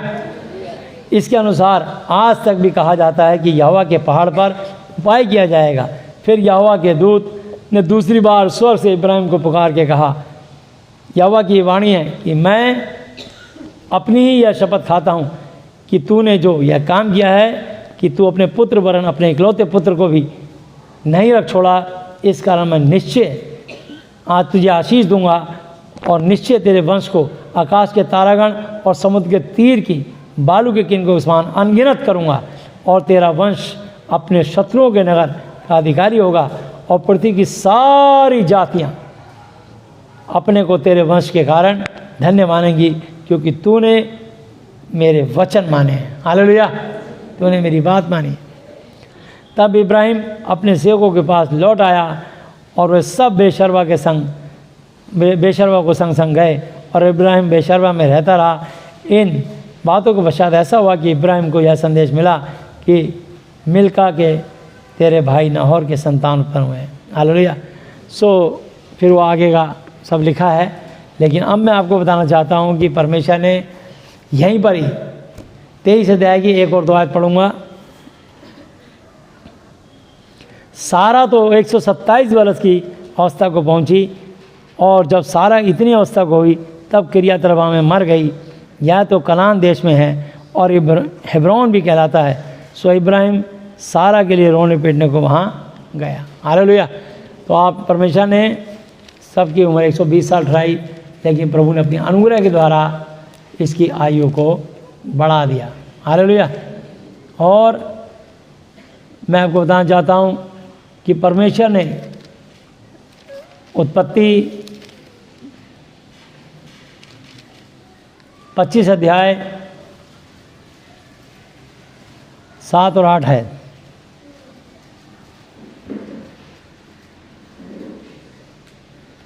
इब्राहिम की सारी अवस्था 175 वर्ष की हुई, और इब्राहिम का दीर्घ आयु होने के कारण अर्थात अपने पूरे बुढ़ापे की अवस्था में आत्मा छूट गया और वह अपने लोगों में जा मिला। हालेलुया। तो यहाँ परमेश्वर ने कैसे दया करी और किस तरीके से परमेश्वर ने इसकी आयु को बढ़ा दिया। और मैं आपको इसहाक के बारे में दिखाना चाहता हूँ।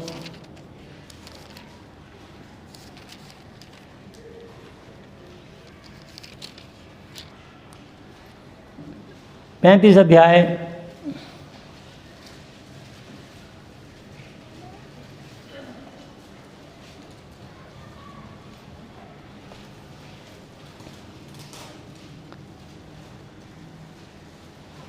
27 आयत से पढ़ूंगा इसकी। और याकूब ममरे में जो किरियतअर्बा अर्थात हेब्रोन है, जहाँ इब्राहिम और इसहाक परदेसी होकर रहे थे, अपने पिता इसहाक के पास आया। इसहाक की अवस्था 180 बरस की हुई। हालेलुया। जो बच्चा 8 साल में बलि होने वाला था, वो प्रभु की अनुग्रह से 180 साल उसको दिए गए। हालेलुया। और इसहाक का आत्मा छूट गया और वह मर गया और वह बूढ़ा और पूरी आयु का होकर अपने लोगों में जा मिला, और उसके पुत्र एसाव और याकूब ने उसको मिट्टी दी। हालेलुया। तो मैं आपको ये बताना चाहता हूँ कि परमेश्वर दयालु है। सबकी उम्र 120 साल उसने दी है, यदि हम प्रभु के वचन का आदर करें, भय माने और आज्ञा माने तो। और अगर बहुत ही आज्ञा माने, बहुत ही भय माने और परमेश्वर को दिन रात प्रसन्न करने में लगे रहें, तो हमारी आयु 120 वर्ष से भी आगे जा सकती है, सिर्फ यीशु मसीह की अनुग्रह और दया के कारण। हालेलुया। दूसरा कोरिन्थी 13 की 14 आयत पढ़ेंगे।